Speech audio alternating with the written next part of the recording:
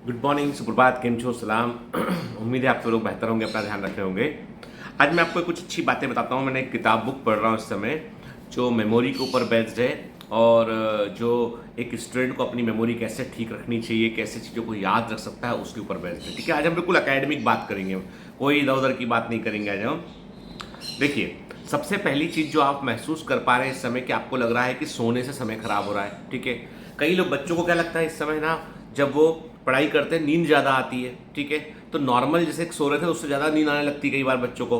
कई बार बच्चों को लगता है कि मेरे को सोना नहीं है, मेरे को मैं जगता रहूंगा, मैं पढ़ता रहूंगा, है ना। तो कई बार हम नींद को लेके बहुत सेक्रीफाइस करते हैं। तो कितना हमको सोना चाहिए ये भी एक बड़ी इंपॉर्टेंट चीज़ है। ठीक है, दूसरा ये है कि हमारा पढ़ने का तरीका क्या होना चाहिए कि ब्रेन चीज़ों को रिसीव करता है और दिमाग मेमोराइज रखे वो। ठीक है, पहली बात तो मैं आपको क्लियर कर दूं कि इस समय आपको लंबे लंबे वीडियो देखने से बचना चाहिए। ठीक है ना, ये वो टाइम है जब आपका पूरा ध्यान आपकी अपनी सेल्फ स्टडी पर होना चाहिए। लंबे वीडियो और ऐसे वीडियो जिनमें आपको बहुत लंबा समय लग रहा है, तो वो वीडियो देखने से आपको बचना चाहिए। ठीक है, जैसे आपने देखा होगा कि हम लोगों ने आरआर बैच के अंदर जो है लंबे लंबे वन शॉट लेक्चर लिए थे हमने, तो वो वन शॉट लेक्चर ज़्यादा इस समय जो है, मैं कहता हूँ आपसे कि इस समय जो है वो, यदि आपको नहीं कुछ आता है, बिल्कुल ही चैप्टर में कोई जानकारी नहीं है आपको, तो वन शॉट लेक्चर वो देखिए। अदरवाइज जो है वो आपको जो है इस समय आपको सिर्फ कोर कॉन्सेप्ट पर जो है फोकस करना चाहिए और अपने खुद की सेल्फ स्टडी पर भरोसा रखना चाहिए। ठीक है ना, देखो बुक में लिखा हुआ है इसमें,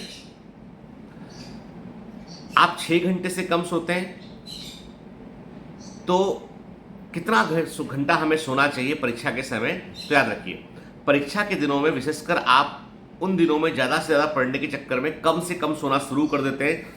इस बात को आपने एक दो बार नहीं बल्कि कई बार महसूस किया होगा कि जब आपकी नींद पूरी नहीं होती तब बातें ठीक से समझ में नहीं आती, दिमाग भन्नाने लगता है, भ्रम की स्थिति बन जाती है। इसलिए नींद लीजिए और पूरी नींद लीजिए, लेकिन याद रखिए एक सीमा तक ही। आपको 24 घंटे में से 7 घंटे से अधिक नहीं सोना है। तो इसके लिए क्या करना है, एक बार रात को सोते हो 6 घंटे, 6.5 घंटे का पूरा नींद लीजिए और दिन में आधे घंटे का पावर नैप जरूर लीजिए। दिन में 30 मिनट का ब्रेन को रिफ्रेश करने के लिए वो पावर नैप लेना जरूरी होता है। ठीक है,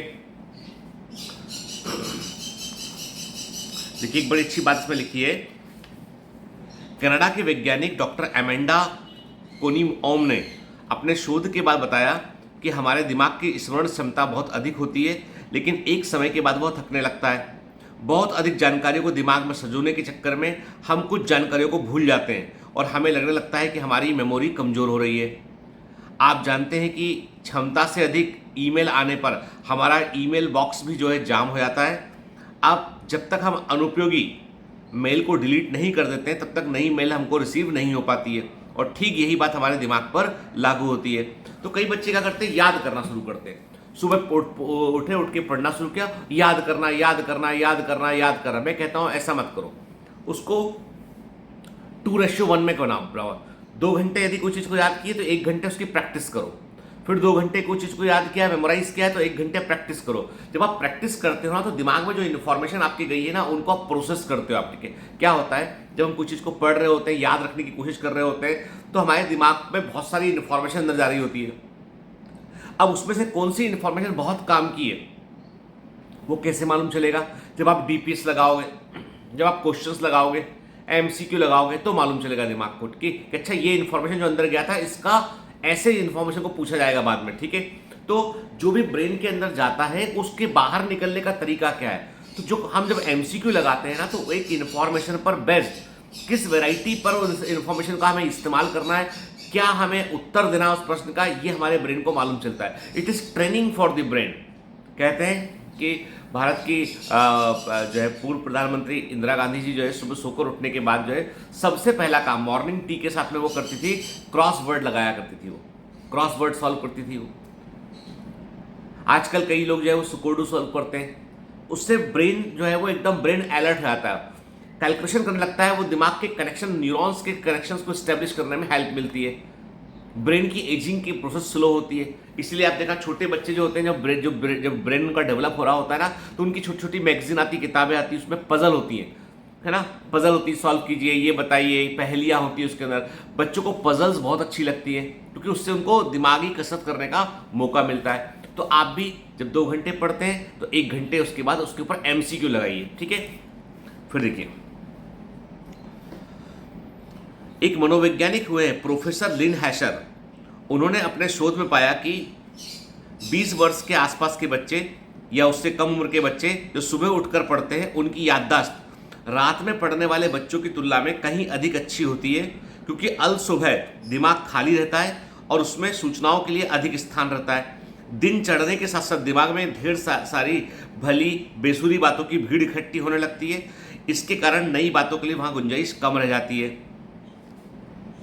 नींद से जुड़ी एक और बात हार्वर्ड मेडिकल स्कूल के वैज्ञानिकों ने खोजी है। उनके अनुसार यदि दोपहर में थोड़ी सी झपकी ले ली जाए, जिसे पावर नैप कहते हैं, तो इससे दिमाग की थकान दूर हो जाती है। इससे हमारे सीखने की गति बढ़ जाती है। उन्होंने पाया कि नवजात शिशु ज़्यादा देर तक इसलिए सोते हैं क्योंकि उन्हें नई बातों को सीखने और अधिक हरकत करने के लिए अपने दिमाग को तैयार करना पड़ता है। इन वैज्ञानिकों का मानना है कि जब विद्यार्थी स्कूल में होते हैं या अपनी पढ़ाई कर रहे होते हैं तो उनके दिमाग पर सूचनाओं की निरंतर बौछार उन्हें थका देती है। इससे सूचनाएं दिमाग की तंत्रिकाओं के जाल में फंस जाती हैं। झपकी के दौरान दिमाग इन सूचनाओं को व्यवस्थित करने का समय ढूंढ पाता है। फिर ये व्यवस्थित सूचनाएं दिमाग में स्थायी रूप से जमा हो जाती है। इससे याददाश्त पक्की होती है।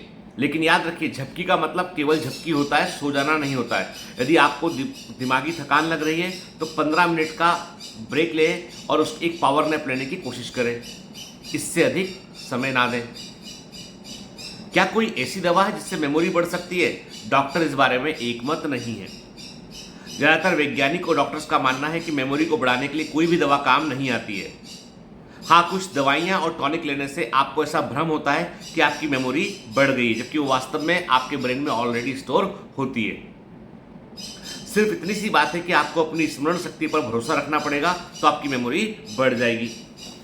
पॉइंट इज दैट 2-3 बातें बड़ी इंपॉर्टेंट बता रहा हूँ, ये बड़ी काम की एग्जाम के समय। एक तो आप इस समय जब पढ़ते हैं तो 2:1 का फॉर्मूला अपनाइए।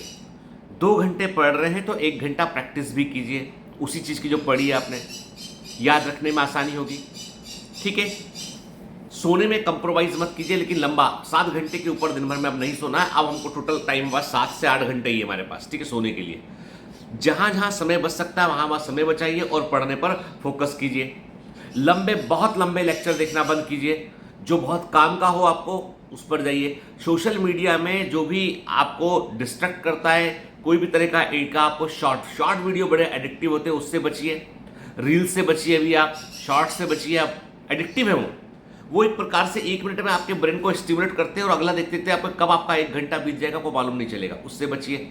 लंबे 1 शॉट लेक्चर जो अभी आज कई सारे यूट्यूबर इस समय जो है एग्जाम के ठीक पहले आते हैं, वो बरसाती मंडक के समान होते हैं, जो साल भर कहीं नहीं दिखेंगे आपको। सिर्फ आपको एग्जाम के क्रैश के पहले क्रैश कोर्स के नाम पर या 1 शॉट के नाम पर, है ना, सिर्फ अपने व्यूज बढ़ाने के लिए आएंगे आपको, और वो आपके 5-5, 4-4 घंटे आपके लेंगे। बचिए वहां से, ट्रैप में मत पड़िए। वो उनके लिए व्यू बढ़ाने के लिए उनका एक बिजनेस हो सकता है, लेकिन आपके लिए आपका करियर दांव पर लगा है। 5 घंटे यदि आप पढ़ते हैं, कोई मान लीजिए मैं कहता हूँ आपसे कि आप यदि ह्यूमन रिप्रोडक्शन हो गया, या सेक्सुअल रिप्रोडक्शन फ्लावरिंग प्लांट हो गया, या आपका मॉलिक्यूलर बेसिस ऑफ एंडनेटस हो गया, यदि 5 घंटे इन चैप्टर को एनसीईआरटी से पढ़ते हैं, क्लास के नोट्स को रिवाइज करते हैं, तो आप उसमें चैप्टर को अच्छे से समझ पाएंगे आप। ठीक है, आप अपने वीक पॉइंट पर फोकस कर पाएंगे। आप अपनी बातों से डिस्ट्रैक्ट नहीं हो पाएंगे आप उससे। ठीक है, क्रैश कोर्स से कितना फायदा मिलेगा बच्चों को, तो मैं यही बोलता हूं आपसे, क्रैश कोर्स रिवीजन के लिए होता है। क्रैश कोर्स से आप डीपीएस को रिवाइज कर सकते हो। क्रैश कोर्स से आप वीकली टेस्ट की तैयारी कर सकते हो। क्रैश कोर्स में आपको जिन लेक्चर में लगता है कि मुझे हाँ ये ब्रीफली कोर कॉन्सेप्ट मुझे रिवाइज करने, वो काम का है। इसलिए क्रैश कोर्स में लेक्चर का ड्यूरेशन कम रखा गया। कोई भी चैप्टर को कवर करने के लिए 1-1.5 घंटे से ऊपर मैंने मना किया हुआ सब फैकल्टीज को कि नहीं, 4 घंटे 5 घंटे मत जाइए आप।